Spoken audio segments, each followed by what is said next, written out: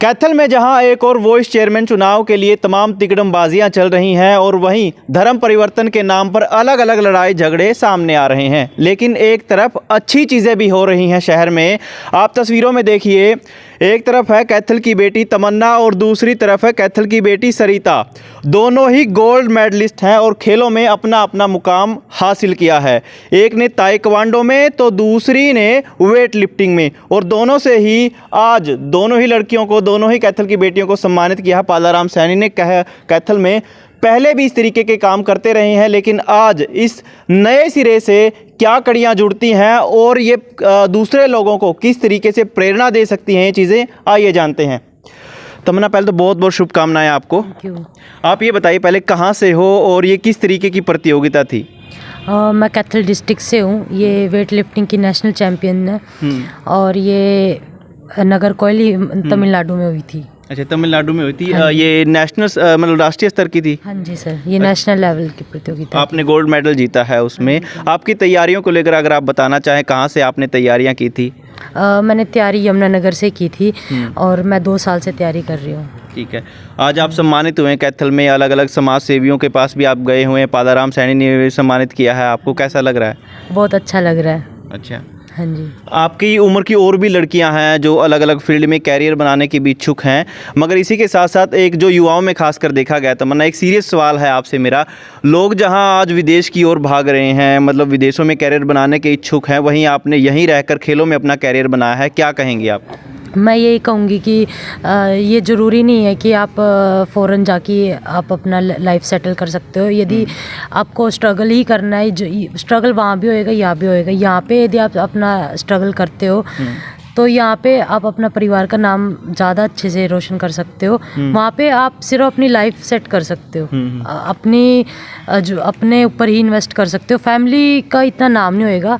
अभी आप यदि यहाँ पे अपना करोगे तो आप इंस्पिरेशन बन सकते हो, किसी दूसरे के लिए मोटिवेट बन सकते हो। तो बिल्कुल। अभी आपको और भी लड़कियां देख रही हैं तस्वीरों में, उनको आप क्या कहना चाहोगी? खासकर सर्दियों का टाइम है, लेकिन ऐसे में आपने इतनी मेहनत करके मुकाम हासिल किया है, तो दूसरी लड़कियां भी हैं, उनको क्या कहोगे?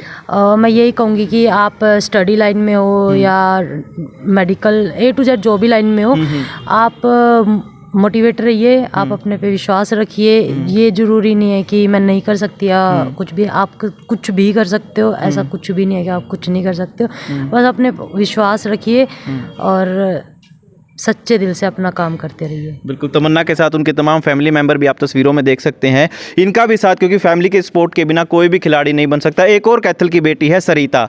सरिता, आपने ताइक्वांडो में मेडल जीता है, और ये मेडल कब जीता है आपने और किस तरीके की ये प्रतियोगिता रही थी, बताओगे कुछ?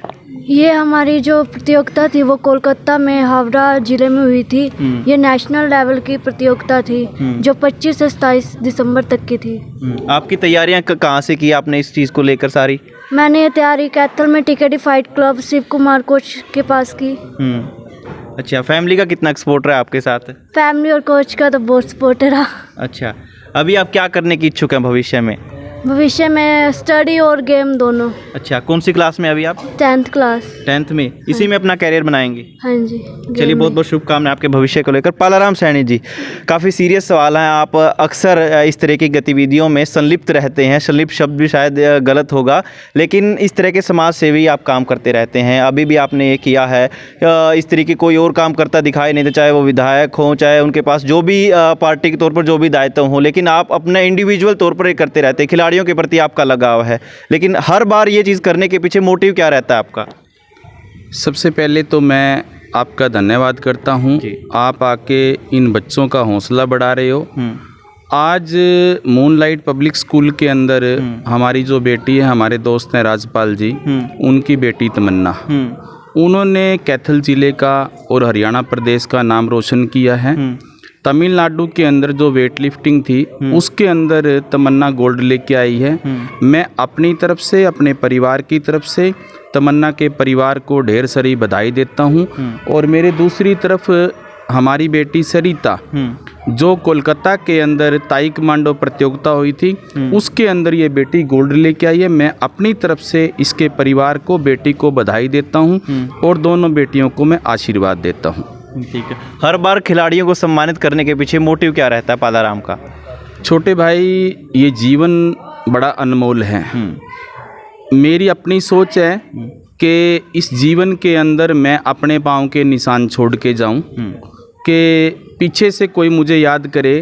कोई पालाराम था जिसने बेटियों के लिए, खिलाड़ियों के लिए काम किया है। मेरी जो अपनी सोच है वो बड़ी हटके है। ये जीवन दोबारा नहीं मिलता।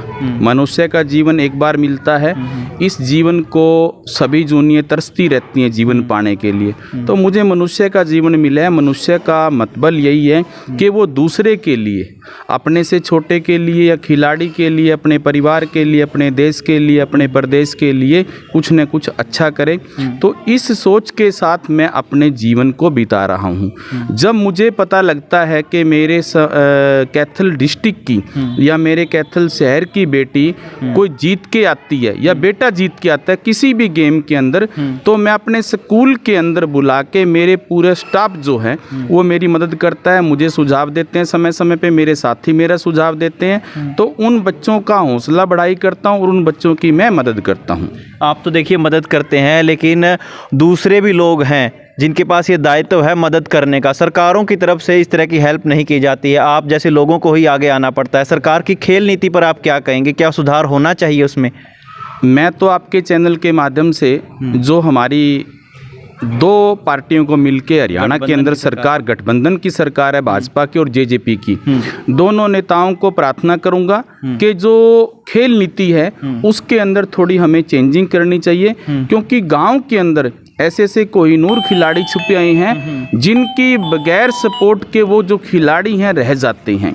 हमें ग्राउंड लेवल के ऊपर कैथल, जैसे मैं बात करता हूँ, कैथल के जो हमारे विधायक हैं लीलाराम जी, मुझे नहीं लगता कि जब से वो विधायक बने हैं उन्होंने किसी गांव के अंदर जाके किसी खिलाड़ी का हौसला बढ़ाया हो या किसी खिलाड़ी की उन्होंने मदद की हो।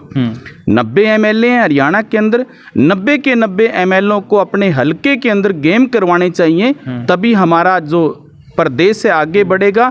और जो आज हमारे बच्चे, नई जनरेशन जो युवा हैं, नशे की तरफ भाग रहे हैं, अगर हम गेम करवाएंगे हर हलके के अंदर, नशे से हमारे बच्चे दूर रहेंगे। और कुछ पॉलिटिशियनों की वजह से जो आज जाति पाति का जहर हमारे बीच में घुल रहा है, वो जाति पाति का जहर भी हमारे से दूर होगा। क्योंकि खिलाड़ी की कोई जात नहीं होती, खिलाड़ी तो खिलाड़ी होता है। तो मेरी तो हाथ जोड़ के नेताओं से भी मैं अपील करना चाहता हूँ, चाहे यहाँ के कुरुक्षेत्र के सांसद हैं या कैथल के एमएलए हैं या पुंडरी के एमएलए हैं या कल्याथ से हमारी जो मंत्री कमलेश डांडा जी हैं या ईश्वर सिंह जी हैं, कि उन लोगों को, क्योंकि वो लोग तो सरकार के अंदर हैं और उनके पास जिम्मेवारी भी है, उनके पास अपने फंड भी हैं, कि वो खिलाड़ियों की मदद करें। जो खिलाड़ी जीत के आए उस खिलाड़ी का हौसला बढ़ाएं, उसकी तन से, मन से, धन से उसकी सपोर्ट करें। चलिए, बहुत बहुत शुभकामनाएं आपको भी और इन दोनों गुड़ियाओं को भी, इनका भविष्य उज्जवल हो। लेकिन सरकार के साथ तो सवाल बनता है कि कब तक इस तरह के लोगों को सामने आना पड़ेगा, समाज सेवा के तौर पर सम्मानित करना पड़ेगा। दायित्व तो ये सरकार का बनता है, लेकिन सरकार अपनी फीट, अपनी वाहवाही मेडल लेके आने के बाद ही करवाती है। लेकिन ग्राउंड पर जो है खेल नीति ज़ीरो है। फिलहाल कैथल बैग न्यूज़ के साथ मैं अजय कैथल।